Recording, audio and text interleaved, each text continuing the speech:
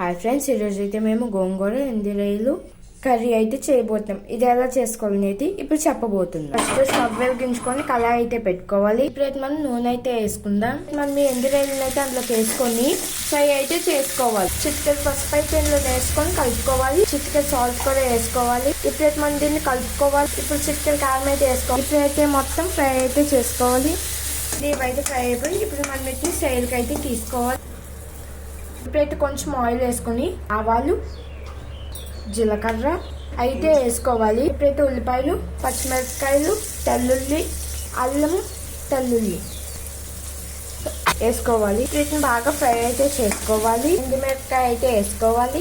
Fry అయిపోయి ఇందులోకి అయితే మనం టమాటా అయితే వేసుకోవాలి. టమాటా వేసుకున్నాక ఇటు అటు కలుపుకోవాలి. ఇందులో చిటికెడు పసుపు అయితే వేసుకోవాలి. ఇప్పుడు ఉప్పు మీ రుచికి తగినంత. ఇప్పుడు దీన్ని అటు ఇటు కలుపుకున్నాక సిమ్లో పెట్టి మూత అయితే పెట్టుకోవాలి.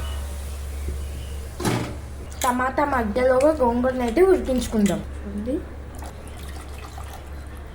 ఇప్పుడైతే ఈ గోంగూరను అయితే ఉడికించుకుందాం. గోంగూర అయితే ఉడికిపోయింది.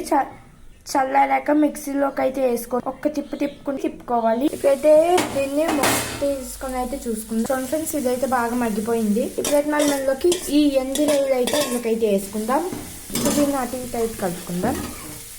బాగా మిక్సీ పట్టుకున్న గోంగూరను అయితే ఇందులోకైతే వేసుకోవాలి. ఇప్పుడైతే దీన్ని అటు ఇటు అయితే కలుపుకుందాం. మీకు కనుక ఉప్పు కారం కానీ చాకపోతే ఇప్పుడైతే అడ్జస్ట్ అయితే చేసుకోవచ్చు. మాకైతే సరిపో గోంగూర ఏదైతే అయిపోయింది ఫ్రెండ్స్ ఎంత బాగా వచ్చిందో.